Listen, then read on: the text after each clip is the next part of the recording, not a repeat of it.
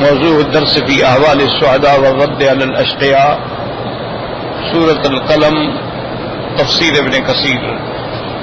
الحمد لله رب العالمين، والصلاة والسلام على أشرف الأنبياء وسيد المرسلين سيدنا محمد وعلى آله وأصحابه أجمعين. اللهم صل على سيدنا محمد وعلى آل سيدنا محمد كما صليت على إبراهيم وعلى آل إبراهيم في العالمين إنك حميد مجيد. أعوذ بالله من الشيطان الرجيم. بسم الله الرحمن الرحيم.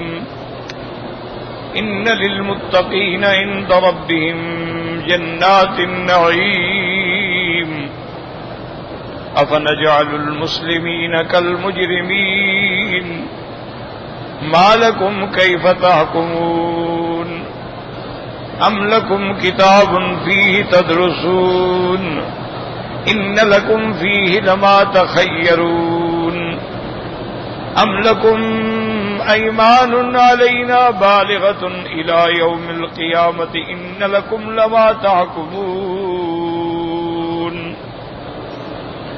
سلهم أيهم بذلك زعيم أم لهم شركاء فليأتوا بشركائهم إن كانوا صادقين.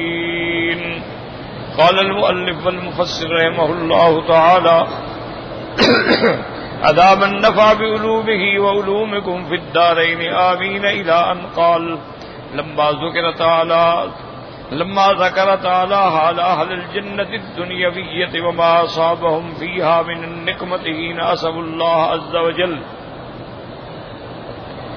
وخالفوا أمره، بين أن لمن اتقاه وأطاعه بالدار الآخرة جنات النعيم التي لا تبيد ولا تفرغ ولا ينقضي نعيمها.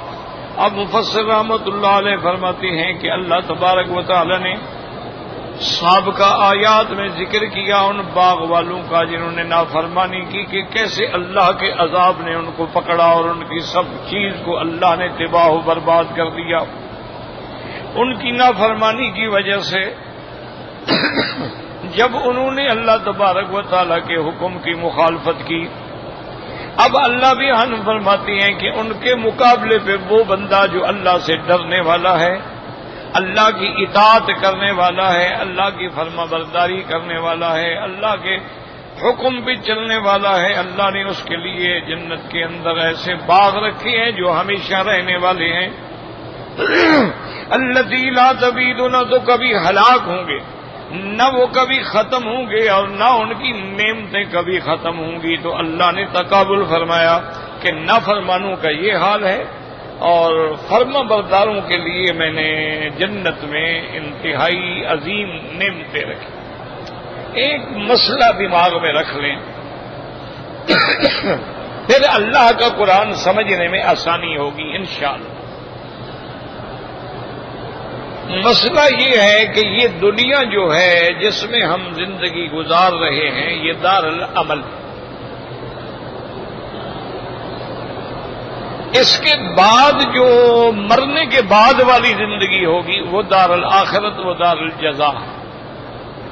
ایک موٹی بات یاد رکھ لیں.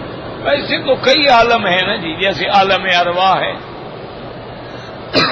جس میں اللہ نے صرف ارواح کو پیدا فرمایا، ارواح سے خطاب فرمایا، ارواح سے اللہ نے عہد لیا، اس کو کہتے ہیں عالم ارواح. ایک عالم دنیا جس میں آپ اور ہم سب زندگی گزار رہے ہیں. ایک ہوگا عالم برزخ. عالم برزخ کا کیا معنی کہ دنیا اور آخرت کے درمیان میں جو وقفہ ہے یہ عالم برزخ، یعنی ادھر دنیا ہے ادھر آخرت ہے، درمیان میں جو پیریڈ ہے وہ عالم برزخ. مرنے کے بعد جو عالم ہے وہ عالم آخرت ہے. اسی طرح ایک اور بھی عالم ہے جس کو عالم مثال کہتے ہیں. عالم مثال کا معنی یہ ہوتا ہے کہ اللہ تبارک و تعالیٰ اس میں ہمیں وہ چیزیں جو سامنے آنے والی ہیں وہ عالم مثال میں دکھلا دیتے ہیں. تو اللہ کے تو خیر کئی عوالم ہیں نا، اس کے علم کے مقابلے پر تو کوئی مخلوق کا علم جو ہے وہ ذرے کے برابر بھی نہیں ہے. تو بہرحال آپ یاد رکھ لیں، عالم ارواح بھی گزر گیا. عالم برزخ ان کے لیے ہے جو مر جائیں گے، مرنے کے بعد عالم برزخ شروع ہو گیا. عالم آخرت جو ہے وہ آنے والا. اور اسی میں یہ بات یاد رکھیں کہ نظام الہی جو ہے، یعنی اللہ کا جو نظام ہے وہ یہ ہے کہ اس دنیا میں آپ عمل کریں، جزا آخرت میں ملے گی. اسی لیے اس کا نام یوم الجزا بھی ہے، اسی لیے اس کا نام یوم الدین بھی ہے. دین مانا جزا، مالک یوم الدین. تو جزا، سزا، جنت، جہنم، یہ سارا عالم آخرت میں.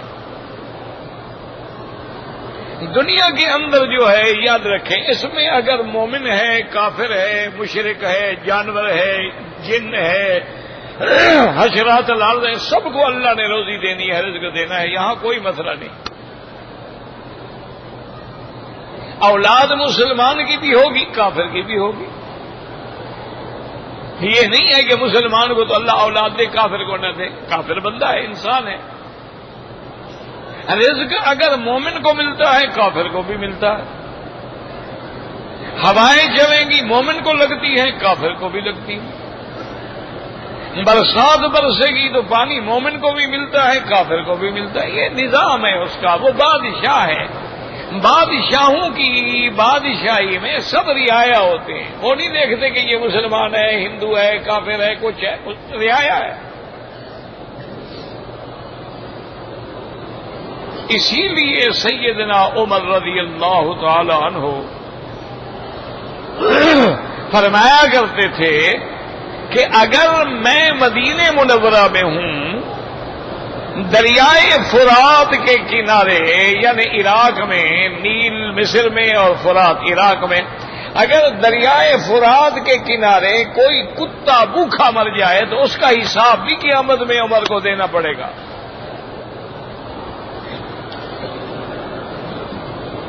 آج کل تو بندے مر رہے ہیں نا، ان کا کوئی حساب نہیں دیتا. لوگ خودکشیاں کر رہے ہیں، بھوکے مر رہے ہیں. بھوک کی وجہ سے لوگ اپنی لڑکیوں کی عزت و عصمت کے سودے کر رہے ہیں، اپنے گردے بیچ رہے ہیں، اپنی آنکھیں نکال کے بیچ رہے ہیں. انا للہ و انا الیہ راجعون. تو بات یاد رکھیں کہ نظام دنیا کے اندر اللہ کا نظام ہے. آپ کو بخار آتا ہے، کافر کو بھی آتا ہے.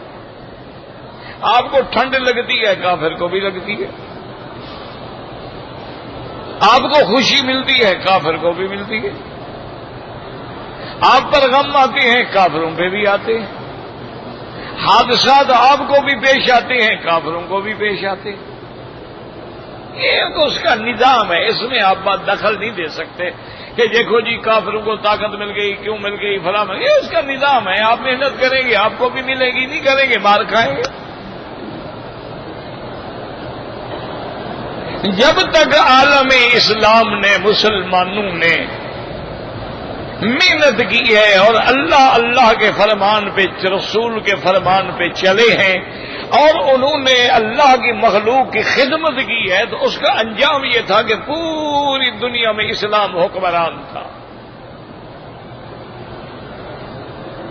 یعنی خود آپ اندازہ کر لیں کہ کہاں ماورا نہر، یعنی چین ہے، رشیا ہے، وہ ریاستیں ہیں، اور کہاں اسپانیہ ہے، ہر جگہ اسلام کا پرچم لہراتا تھا. جب یورپ اندھیرے میں تھا، یورپ جاہل تھا، تو علم مسلمان کے پاس تھا. آج بھی پوری دنیا میں آپ کا جو میڈیکل ہے یا ابن سینا کے اقوال پہ چلے گا یا ارسطو کے اقوال پہ چلے گا. جتنا دنیا میں نئی نئی ایجاد ہوتی تھی وہ مسلمانوں نے کی تھی. سب سے پہلے بحری بیڑے بنانے والا حضرت معاویہ رضی اللہ تعالیٰ عنہ تھا. جس زمانے میں یورپ کو یہ بھی پتہ نہیں تھا کہ غسل کیسے کیا جاتا ہے، اس زمانے میں بھی مسلمان اتنا ایڈوانس تھے کہ بغداد کے اندر خصوصی حمامات ہوتے تھے.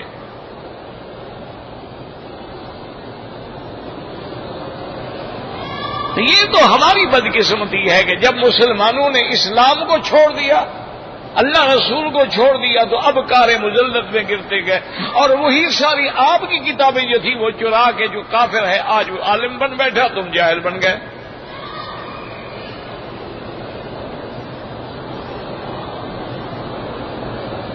اسی لیے اقبال نے کہا تھا کہ میں نے جب یورپ میں دیکھی کتابیں اپنے آبا کی تو دل ہوتا ہے سی پارا. دل 2 ٹکڑے نہیں 3 ٹکڑے ہو جاتا ہے کہ کتابیں ہماری، علم ہمارا فائدہ وہ اٹھا رہے ہیں، اور ہم جناب ابھی تک اسی بات پہ کھڑے لڑ رہے ہیں کہ جناب ہاتھ کہاں باندھیں، جناب ٹانگیں کتنی کھلی رکھیں. ہم اس دن یہ امت ولایات میں کھو گئی، دشمن نے ہمیں اس میں لڑا دیا. ہم اس بات پہ لڑ رہے ہیں کہ بسم اللہ الرحمن الرحیم ہر سورت کی جز ہے یا ایک دفعہ ہے. ہم اس بات پہ لڑ رہے ہیں کہ آمین فاتحہ کی جز ہے یا نہیں ہے. ہم اس بات پہ لڑ رہے ہیں کہ وَلَضَّالِّينَ پڑھنا ہے یا وَلَضَّالِّينَ پڑھنا ہے. اِنَّا لِلَّهِ وَإِنَّا إِلَيْهِ رَاجِعُونَ. دشمن نے ایسا ہم پہ حملہ کیا ہے کہ ہم اپنے گھروں کے اندر یعنی اپنے خول میں رہ کر بھی ایک دوسرے کو کافر بنا رہے ہیں. پہلے لوگ مسلمان بناتے تھے، ہم کافر بناتے ہیں.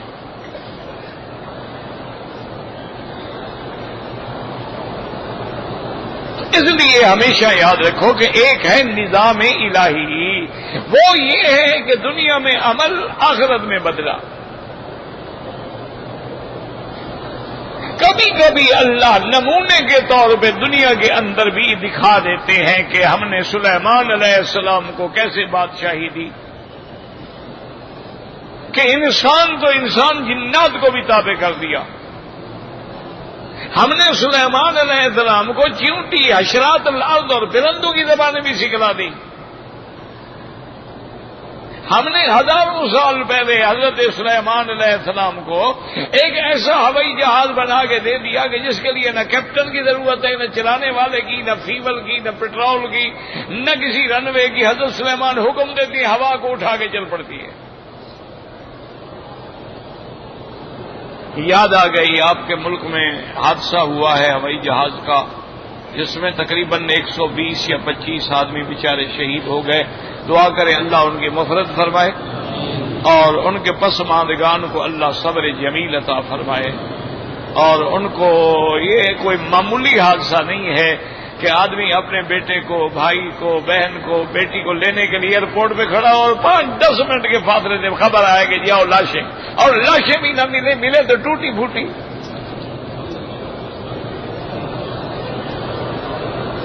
ہمارے جوان کھڑے ہیں، برف کا تودہ گرتا ہے اور 150 آدمی تو اس کے نیچے دفن ہو جاتا ہے. انا للہ و انا الیہ راجعون. یعنی اللہ کے عذاب کے کوڑے برس رہے ہیں. اس کو کہتے ہیں کوڑے. فدمدم علیہم ربہم بذنبہم فسواہا.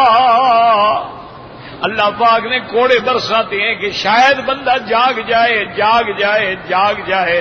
جب بالکل نہیں جاگتے تو پھر خدا بالکل مٹا دیتے ہیں. یعنی کوڑے برس رہے ہیں. کبھی زلزلہ ہے، کبھی قتل عام ہے، کبھی بھوک ہے، کبھی حوادث ہے. لیکن ہم ابھی تک نہیں سمجھے، اسی طرح بے حیائی جاری ہے۔ ادھر چینل پہ ان کی لاشیں دکھلا رہے ہیں اور 7 چینل کے 2 منٹ کے بعد ڈانس دکھلا رہے ہیں۔ یار یہ کیسی قوم ہے؟ یہ انسان ہے، یہ درندے ہیں، جانور ہیں، کیا بلا ہے یہ؟ اور کسی کا جنازہ دیکھ کر بھی آدمی کے حوصلے خطا ہو جاتے ہیں۔ اسی لیے ہارون الرشید بادشاہ کا ایک بیٹا جو ہے وہ بڑا اللہ والا تھا، ولی اللہ تھا، بال تخت چھوڑ دیا، شاہی چھوڑ دی، مزدوری کر کے روٹی کھاتا تھا۔ بڑا لمبا واقعہ ہے، بہرحال وہ فوت ہو رہے تھے۔ ایک بزرگ ان کا خیال رکھتے تھے، وہ آئے تو دیکھا کہ ایک اینٹ، کچی اینٹ پہ سر رکھا ہوا ہے اور بالکل بخار میں جل رہے ہیں۔ بلایا کہا اور فکر شکر نہ کرو، میری موت کا وقت قریب آ گیا ہے، میں فوت ہونے والا ہوں، میری یہ 2 امانتیں ہیں، ایک خط ہے اور یہ قرآن شریف ہے، یہ بادشاہ ہارون الرشید کو دے دینا۔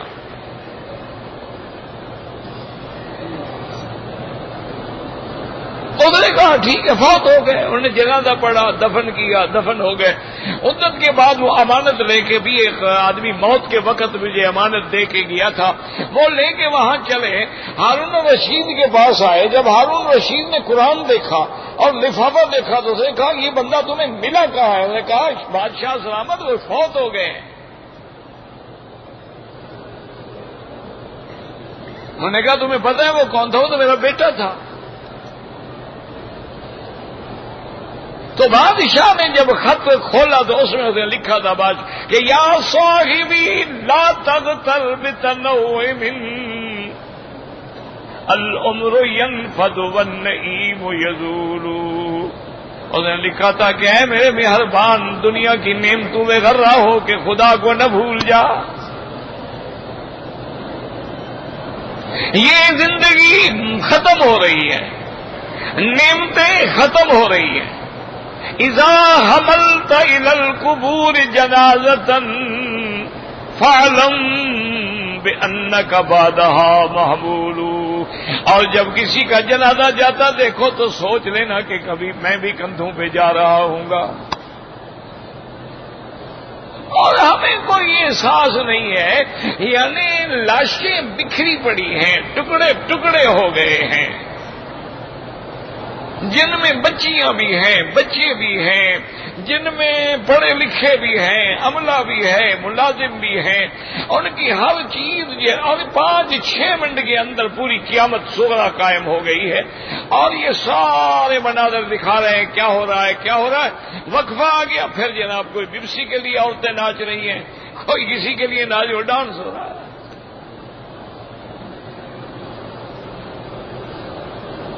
تو پھر تیار ہو جاؤ، نہ سمجھو گے تو مٹ جاؤ گے، تمہاری داستان تک بھی نہ ہوگی داستان۔ پتہ نہیں یہ کیسی قوم ہے یار، ان کو کوئی احساس نہیں، کوئی حیا، کوئی شرم، کوئی خوف خدا، کچھ بھی نہیں۔ ٹھیک ہے حادثے ہوتے ہیں، ساری دنیا میں ہوتے ہیں، لیکن ایسا تو نہیں بے حسی ہوتی۔ ایسا تو نہیں ہوتا ہے کہ ادھر ایک آدمی کے گھر میں ماتم ہے اور ادھر آپ شہنائیاں بجا رہے ہوں۔ اور مسلمان کیسے ہیں، ادھر دیکھ رہے یار بڑا افسوس ہے، ادھر پھر دیکھ رہے یار لڑکی ڈانس تو بڑا اچھا کر رہی ہے۔ یہ مسلمان 4 نمبر پہ اینکیں لگ گئی ہیں، بیٹھے رات کو فلم پہ ہیں۔ یہ کیسی قوم ہے بھائی، ہمیں تو بھائی سمجھ نہیں آئی۔ تو اس لیے ہمیشہ یاد رکھیں، کبھی اللہ نمونہ دکھلا دیتے ہیں۔ قوم عاد کو اللہ نے کیسے پکڑ لیا؟ اما عاد فاہلکوا بريح صرصر عاتیۃ، اللہ نے فرمایا کہ قوم عاد جس کو بڑا خیال تھا کہ ہم بڑے طاقتور ہیں، ہم نے کیسے مارا، ہوا بھیج دی۔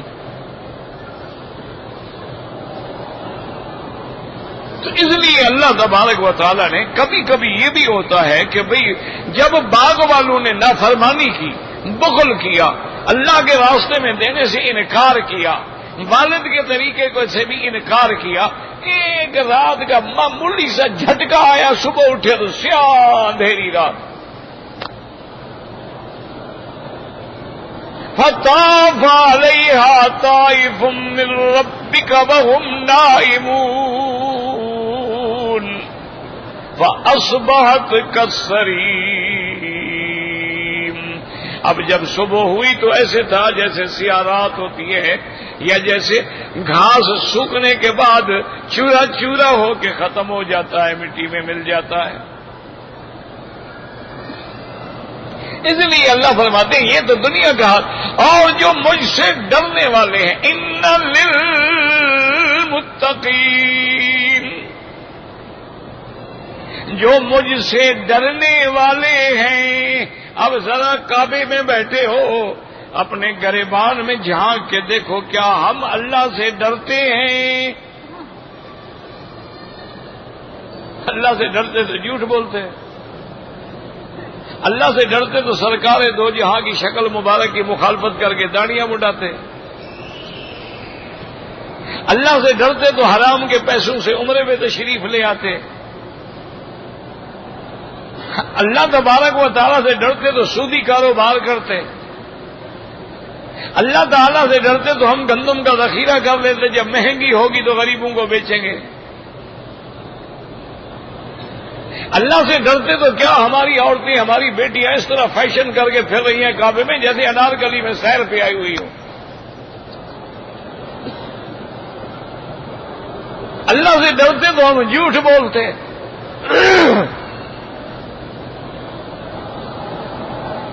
یعنی کہتے ہوئے ڈر لگتا ہے۔ ایک آدمی کسی سپاہی کے سامنے، گلی کے پہرے دار کے سامنے زنا نہیں کرے گا، چوری نہیں کرے گا، لیکن خدا تو دیکھ رہا ہے، اس سے تو نہیں ڈرتا ہے۔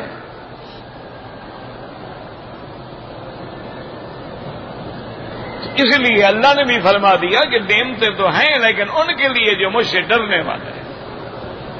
اور ڈرنے کا یہ عالم ہے کہ ساری رات میرے مدنی محمد مصطفیٰ صلی اللہ علیہ وسلم ساری رات ایک آیت پہ کھڑے رہے، ان تعذبہم فإنہم عبادک، میرا اللہ اگر تو عذاب دینا چاہے تیرے بندے ہیں، کون روک سکتا ہے؟ وَإِن تَغْفِرْ لَهُمْ فَإِنَّكَ أَنْتَ الْعَزِيزُ الْحَكِيمُ، اور اگر معاف کر دیں تو آپ غالب بھی ہیں، حکمت والی۔ ساری رات اسی آیت میں کھڑے۔ ایک صحابی آیت فَمَنَّ اللَّهُ عَلَيْنَا وَوَقَانَا عَذَابَ السُّمُومِ، ساری رات کھڑے رہے۔ کیا آپ نے بھی کبھی سوچا ہے کہ امام شافعی رحمت اللہ علیہ ساری رات کھڑے ہیں؟ اور بعض علماء نے لکھا رمضان شریف میں جب تک ختم نہیں ہوتا تھا امام شافعی نہیں بیٹھتے تھے قرآن ختم کیے بغیر۔ تم عمرے پہ آئے ہو، کتنے ختم کیے ہیں ماشاءاللہ؟ نہیں، عمرے پہ آئے ہو، اللہ کے گھر میں بیٹھے ہوئے ہو، کعبے میں بیٹھے ہوئے ہو، پتہ ہے تمہیں بھی اگر ہم ایک قرآن پڑھیں گے تو 1,00,000 قرآن کے ختم کا ثواب ملے گا۔ کتنے ختم کر دیے ہیں تم نے؟ کتنے تم نے درود شریف پڑھ لیا ہے؟ ایک فکر ہے کہ جناب وہ مرغی البیک کی اچھی ہے یا کنٹیکی کی اچھی ہے، برگر کون سا اچھا ہے؟ وہاں اگر آپ بوتل پیتے تھے اتنا تو یہاں 1.5 لیٹر کی بوتل خریدیں گے، ہاضمہ ہی نہیں ہوتا حضرت کا۔ اور ابھی آپ دیکھ رہے ہیں، ابھی آپ باہر چلے جائیں، یہاں اذان ہوگی وہ روٹی کھا رہے ہوں گے میدان میں بیٹھ کے، عمرے پہ آئے ہوئے ہیں، ان کو نماز کا کوئی فکر نہیں، ہو جائے۔ عمرے پہ آنے والے لوگ باہر بیٹھے ہوئے ہیں، آگے عورتیں پیچھے مرد، پھر عورتیں پھر مرد، نماز پڑھے۔ کون سی نماز ہے جناب؟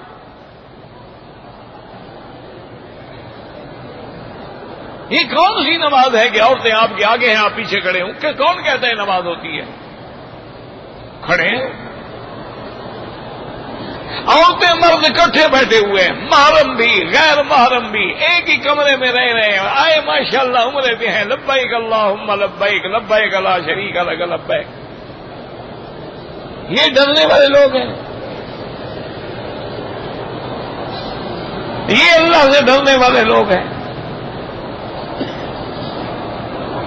اللہ اکبر اللہ اکبر۔ اور مسلمانوں اگر تم چاہتے تو تم تو روزانہ 10 پارے 15 پارے قرآن شریف پڑھ لینا، کون سا مشکل بات ہے؟ ہر نماز کے بعد 2 پارے پڑھ لو، 10 پارے تو روز کے ویسے ہو جائیں گے۔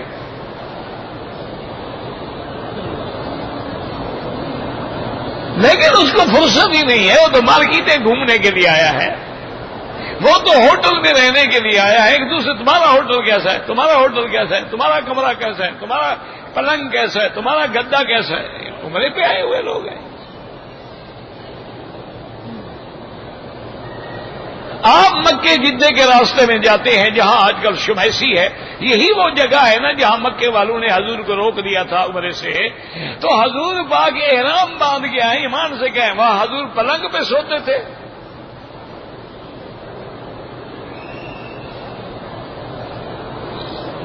جتنی دیر آپ کو روکا گیا احرام کی حالت میں مٹی پہ سو رہے ہیں۔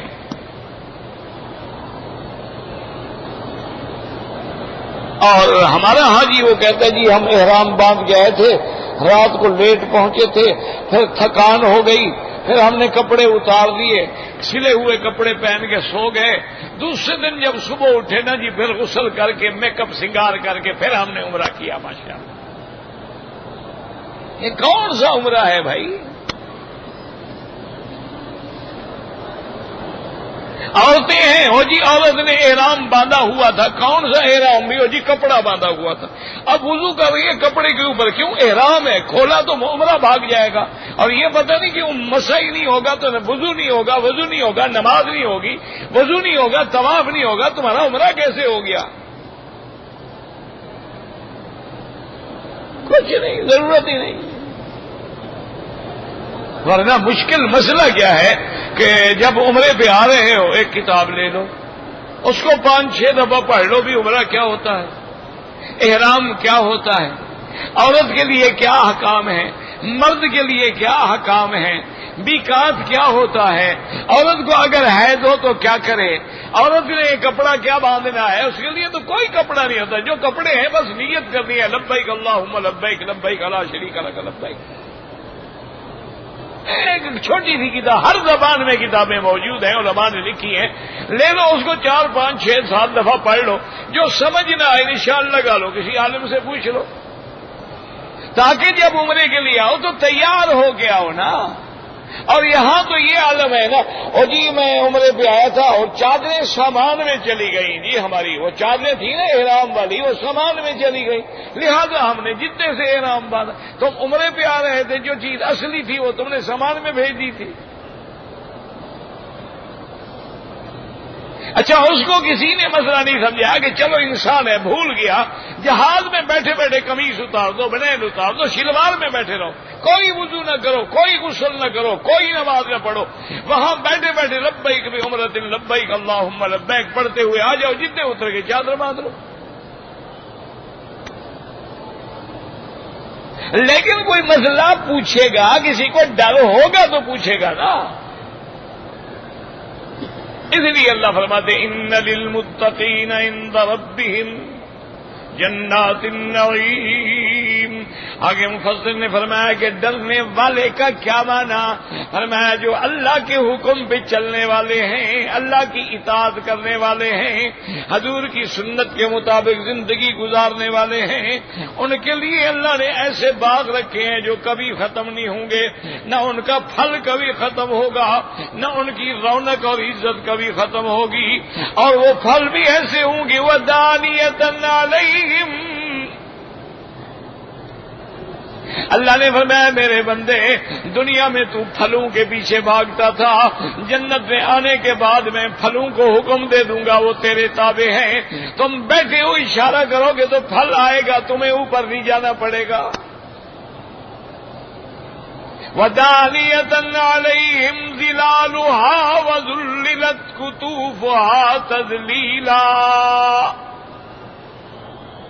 اور دنیا میں پانی جو ہے یاد رکھیں اونچے سے نیچے کی طرف چلتا ہے، لیکن قیامت میں جنت میں جو نہریں ہوں گی اللہ نے فرمایا مسلمانوں میں نے تمہارے تابع کر دیے ہیں، تم ان کو یوں چلاؤ گے تو چلیں گی اور یوں چلاؤ گے تو چلیں گی، اوپر چلاؤ گے تو جائیں گی، نیچے کہو گے تو جائیں گی، تیرے حکم پر ہے.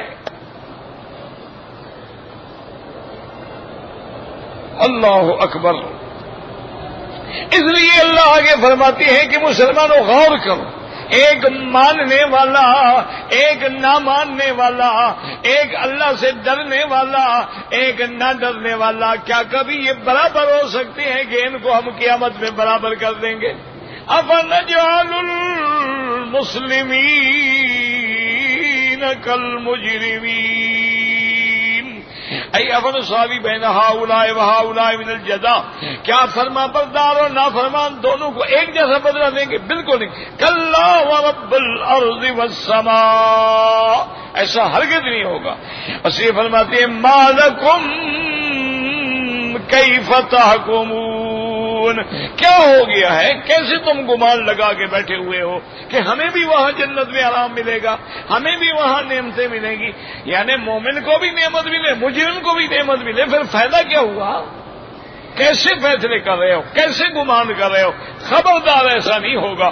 بلکہ لا یستوی اصحاب النار واصحاب الجنہ، اصحاب الجنۃ هم الفائزون.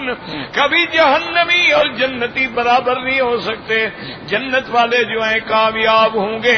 دعا کریں اللہ ہمیں جنت والوں میں بنا دے. وما ذلک علی اللہ بعزیز، اللہ کے آگے مشکل نہیں ہے کہ رحم فرما دے. ہم اس کی مخلوق ہیں، وہ رحم فرما دے. کہتے ہیں جی کہ عورتوں کو رش کے اندر حتیم میں یا حجر اسود کا بالکل نہیں جانا چاہیے. میرا بھائی اگر تمہیں احساس ہو رات کو 12 بجے کے بعد آگے طواف کریں، عورتیں بڑے آرام سے طواف ہو سکتا ہے، بوسہ بھی ہو سکتا ہے، حتیم بھی مل سکتا ہے. صبح آپ جو ہے 8 بجے سے لے کر 11 بجے دن تک آرام سے طواف کریں، بغیر کسی دھکے کے طواف ہو سکتا ہے. حتیم میں بھی جگہ مل سکتی ہے، مقام ابراہیم پہ بھی مل سکتی ہے. تم بھی تو اسی وقت آتے ہو نا کہ جو رش آور ہے کہ بھئی مغرب کی نماز پڑھنے ہیں، چلو یار طواف کر کے جان چھڑاؤ، ایک آدھا طواف تو کر لینا.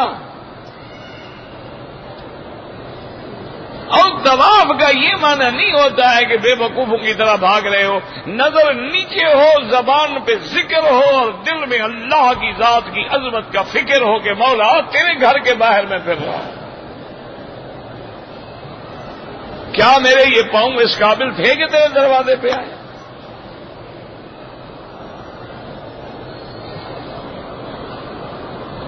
کہتے جی کہ اگر مسجد الحرام کے صحن میں یا ہم ہوٹل میں نماز پڑھیں تو لاکھ کا ثواب ملے گا. ہاں جناب ملے گا بالکل، ایک ہاتھ مرغی میں ہو اور ایک نماز میں ہو. یہ کتنے کا ہے آپ کو؟ ثواب تو ملے گا، لیکن جماعت کو چھوڑنا جو ہے اس سے بڑی محرومی کیا ہوگی؟ علماء نے حضور کی حدیث ہے کہ لا صلاۃ لجار المسجد الا فی المسجد، اگر تم مسجد کے قریب ہو، مسجد کے ہمسائے ہو تو مسجد کے بغیر تمہاری نماز ہی نہیں ہوتی.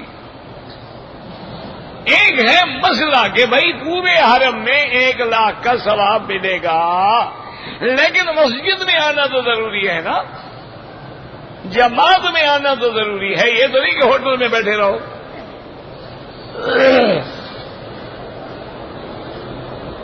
پاکستان سے جو لوگ آئے ہیں زیادہ عمرے کریں یا طواف زیادہ کریں. مسجد الحرام میں نماز کے علاوہ جو بھی عبادت کرو گے، طواف کرو گے، تلاوت کرو گے، ذکر سب کا انشاءاللہ 1 لاکھ ملے گا. ذکر ایک عبادت کا ہوتا ہے، باقی اسی کے تابع ہوتی ہے.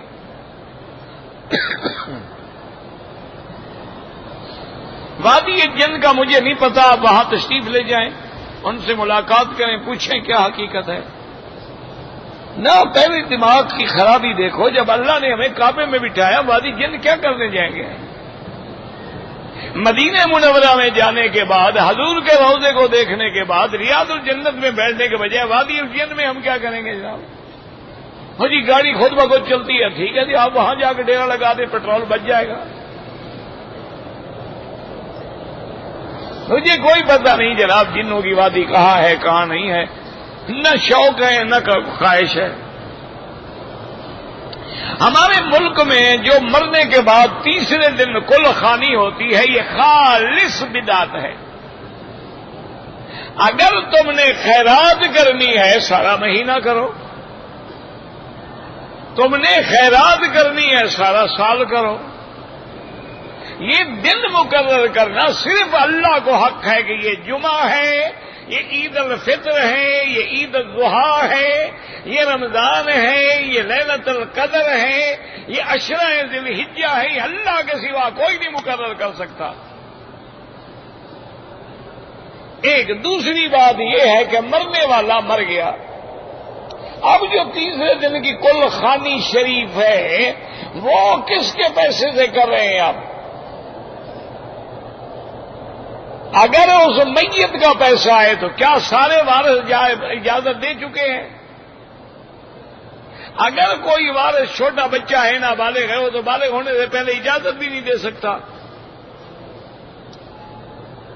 یہ تو رواج ہے، اس کا دین سے کوئی تعلق نہیں.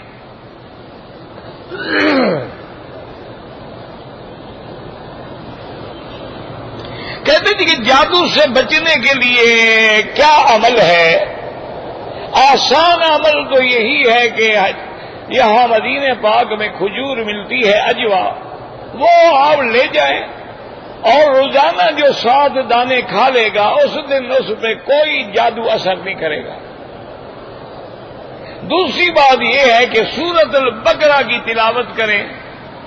تیسری بات یہ ہے کہ معوذتین جو آخری صورتیں ہیں ان کی تلاوت کریں. آیت الکرسی کی تلاوت کریں.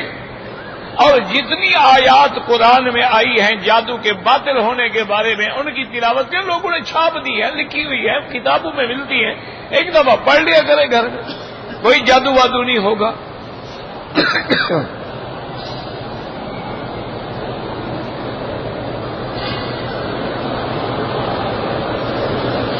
میں نے اپنی بہن کو قتل کیا ہے، مجبوری تھی، توبہ کرو، استغفار کرو، اس کے وارث جو ہیں ان کو دیت ادا کرو.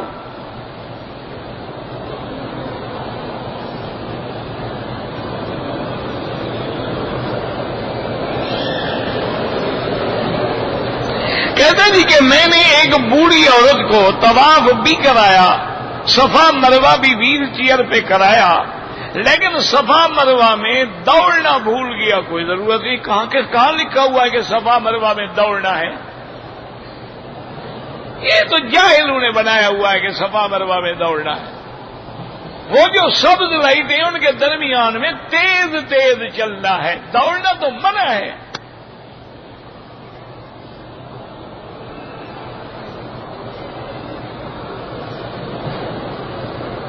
حجر اسود کی طرف جب ارادہ کریں، اشارہ کریں، اللہ اکبر،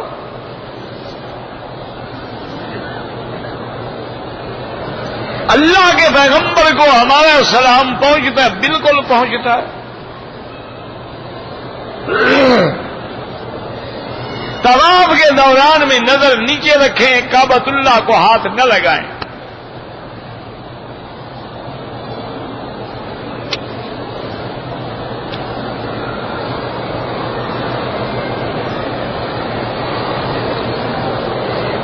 کہ بعض مدینہ پاک میں بھی اور مکہ شریف میں بھی جو مؤذن ہیں ان کی داڑھی نہیں ہے. دعا کرو اللہ ہدایت کرے، خدا کرے پیدا ہو جائے داڑھی.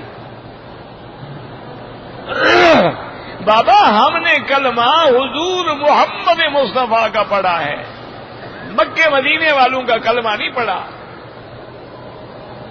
مسئلہ یہ ہے کہ داڑھی مڈانے والا فاسق ہے، نہ وہ امام بن سکتا ہے نہ مؤذن بن سکتا ہے.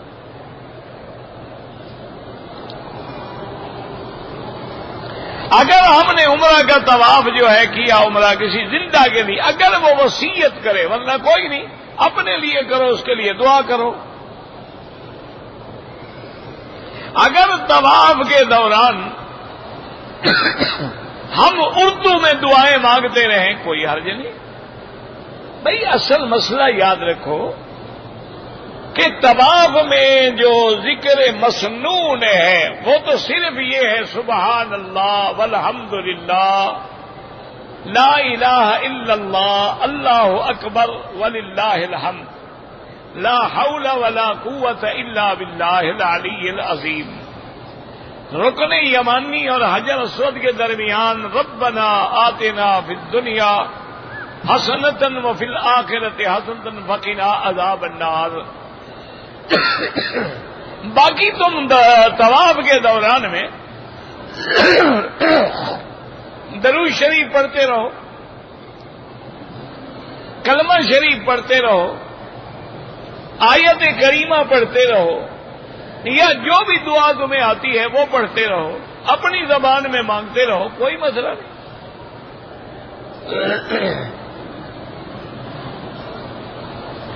کہتے جی کہ میں پریشان ہوں۔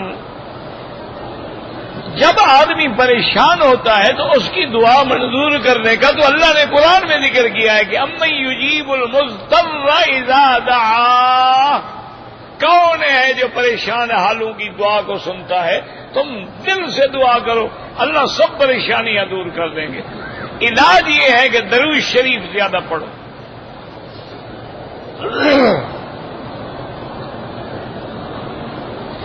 طواف کے دوران میں فون سن سکتے ہیں، کوئی اہم خبر ہے تو جناب سن سکتے ہیں، ورنہ میوزک بجا کے ساری دنیا کا طواف تو خراب نہ کرو نا۔ کہتے جی کہ حرم میں نیکی 1,00,000 کے برابر ہے، گناہ 1 کا 1 لکھا جاتا ہے، لیکن وہ 1 گناہ بھی تو برباد کرنے کے لیے کافی ہے نا۔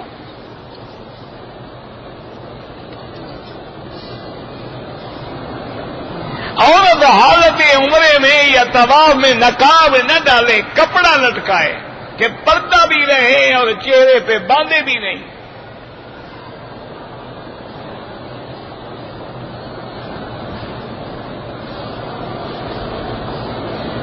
کہتے جو آگے جگہ ہے وہ بھائی میرا بھائی کتنی جگہ ہوتی ہے، ہم کہہ دیں گے چلو یہ لوگ تھوڑا اور آگے آ جائیں گے، لیکن کیا فرق پڑے گا اس سے؟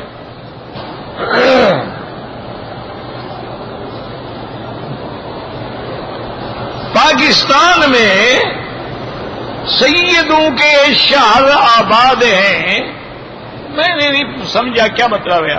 سید ہر ملک میں، عرب میں بھی ہے، عجب میں بھی ہے، لیکن اصل سید وہ ہوتا ہے جو متبع ہو سنت محمد مصطفیٰ کا۔ سید کسی قوم کا نام نہیں ہے، سید تو لقب ہے۔ قوم تو قریش ہے یا بنی ہاشم ہے، سید جو ہے وہ تو لقب ہے، جیسے حضور نے فرمایا سید الشہداء حمزہ، سیدہ شباب اہل الجنت الحسن والحسین، سیدۃ النساء فی الجنت فاطمہ الزہرا۔ جیسے آپ نے فرمایا انا سید ولد آدم، تو جن کی نسبت ان سے ہے، لیکن اگر سید ہو کے حضور کا نافرمان ہے وہ تو پھر سب سے بڑا مجرم ہے۔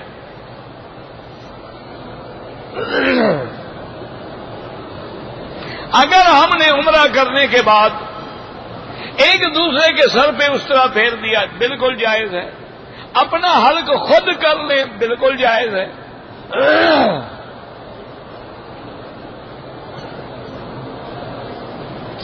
خاوند اور بیوی دونوں عمرے کے لیے آئے ہیں، خاوند بیمار ہو گیا ہے تو بیوی کے لیے خاوند کی خدمت زیادہ افضل ہے طواف سے۔ طواف تو نفلی عبادت ہے، خاوند کی عبادت اور خدمت تو فرض ہے اس کو۔ صدقہ کسی کا نہیں مانگ سکتے، وسیلہ سیدھی ربنا آتنا۔ یار ایک دعا حضور نے سکھائی، ہر چکر میں لگاتے ہو پھر بھی سمجھ نہیں آیا مسئلہ۔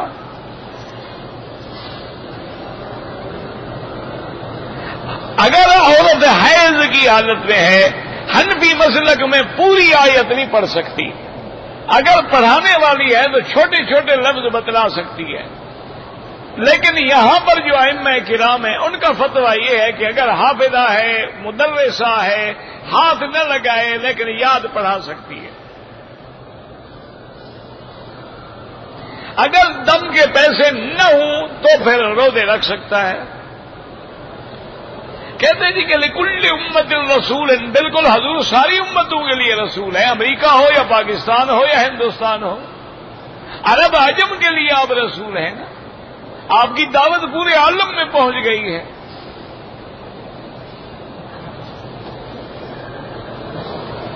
اگر کوئی طاقت کا انجیکشن لگوائے روزہ نہیں ٹوٹتا۔ امام کے آگے جو جنازہ پڑھتے ہیں ان کی نماز نہیں ہوتی۔ اگر آپ نے عمرہ کیا اس طرح پھروایا، پھر عمرہ کیا پھر بھی اس طرح پھرایا، ٹھیک ہے، بال ہوں نہ ہوں۔ پاکستان میں میزان بینک ہے، میں تو نہیں جانتا، سنا ہے کہ ان کا معاملہ اسلام کے مطابق ہے، اللہ عالم۔ کالی مہندی اور دوسری ملا کے لگائیں، ہاں لگا سکتے ہیں، مقصد یہ ہے کہ بال کالے نظر نہ آئے۔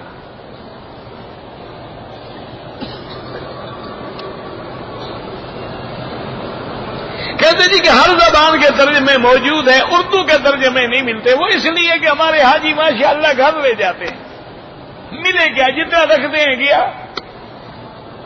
باقی تو رکھے ہیں نا پڑھنے کے لیے، ہمارے تو لے جانے والے لوگ ہیں نا ماشاءاللہ۔ حجر اسود کو بوسہ دینے کے لیے انتظام ہونا چاہیے، آپ لکھ دیں نا جی انتظام کیا ہو۔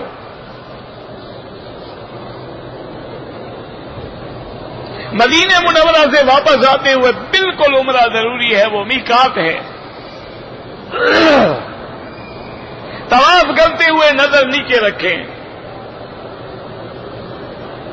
آپ نے والدین کا عمرہ کیا ٹھیک ہے،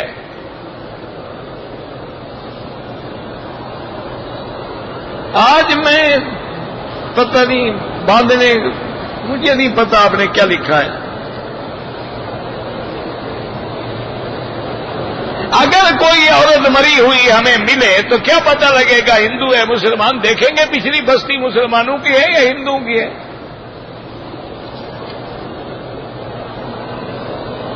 میرے چپل کوئی لے گیا، انا للہ پڑھو اور کیا کرو۔ میری بیوی مکے میں پہنچی، حید آ گیا، ہوٹل میں بیٹھی رہے، جب پاک ہو جائے غسل کر کے عمرہ کرے۔ بہرحال کوئی تقلید کو نہیں مانتا، اس کی مرضی، لیکن تقلید کے بغیر پورے عالم میں گزارا ہی نہیں ہو سکتا۔ بیعت کرنا بالکل درست ہے، لیکن جس شیخ کی بیعت کی جائے وہ متبع سنت ہو۔ میری بیٹی کا نام اسوا فاطمہ، اسوا دو الگ نام ہے، فاطمہ الگ نام ہے، ویسے دونوں ٹھیک ہے۔ ہوائی جہاز میں کھڑے نہ ہو سکیں تو پھر بیٹھ کے نماز ہو سکتی ہے، اگر کھڑے ہو سکیں تو پھر بیٹھ کے نماز نہیں ہوتی۔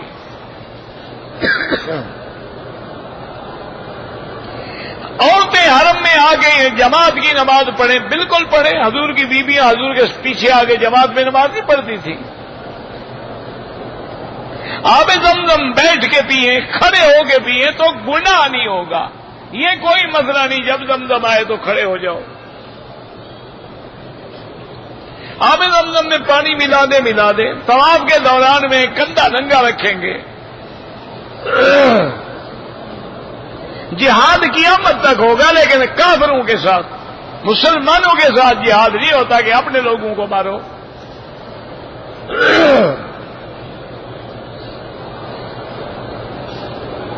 عمرہ کرنے کے بعد واپس جائیں یا یہاں رہیں، تجربہ کر کے دیکھ لو، انشاءاللہ پہنچا دیں گے گھر۔ ان کو آتا ہے جلدی بھیجنا، نہیں جب اجازت ہی نہیں ہے جھوٹ کیوں بولو؟ پتہ نہیں ہے کیا ہے جی۔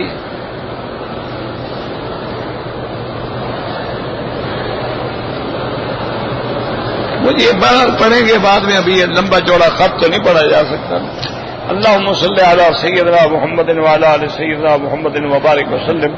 دعا کریں جو حادثے میں فوت ہوئے ہیں یا جو فوجی جوان بیچارے شہید ہوئے، اللہ سب کے درجات بلند فرمائے. اللہ ان کے پسماندگان کو صبر جمیل عطا فرما. اللہ پاکستان سے اپنے عذاب رفع فرما. یا اللہ عالم اسلام پہ رحم فرما. یا اللہ اس بلد الامین کو قیامت تک ہر فتنے سے محفوظ فرما. یا اللہ بیماروں کو شفا عطا فرما. یا اللہ اس عاجز کو بھی شفا عطا فرما. ظاہری باطنی روحانی جسمانی پریشانیاں اپنی رحمت سے دور فرما. یا اللہ بے حیاؤں کو حیا عطا فرما.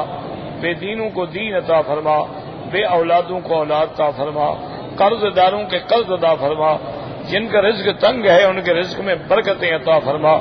یا اللہ ہمیں مانگنا نہیں آتا، بغیر مانگے عطا فرما. یا اللہ جو لوگ بھی تیرے دین کا کام کر رہے ہیں سب کی حفاظت فرما. یا اللہ مسلمان جس ملک میں ہیں ان کی جان مال آبرو عزت کی حفاظت فرما. ربنا آتنا فی الدنیا حسنۃ وفی الآخرۃ حسنۃ وقنا عذاب النار. صلی اللہ تعالی علی خیر خلقہ سیدنا محمد وعلی آلہ واصحابہ اجمعین. اللهم صل على سيدنا محمد وعلى آل سيدنا محمد كما صليت على إبراهيم وعلى آل إبراهيم.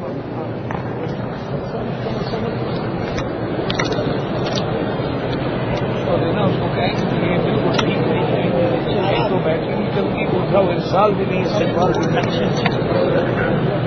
کمپنی کو واپس کرو، گارنٹی ہے نا.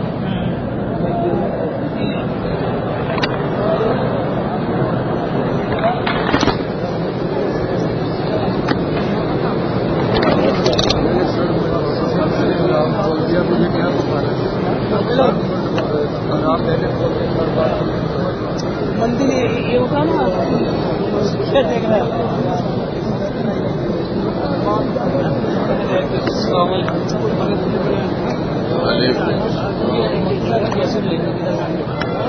آپ جانے باہر اس سائڈ مندر ملا نہیں صاحب. علیکم السلام. یہ مسجد بلا کی ادھر ہے کے ساتھ پونے میں جو دکان ہے وہ یہ پونے دکان ہے اسی میں ملتا ہے لائٹ کے بغل میں وہ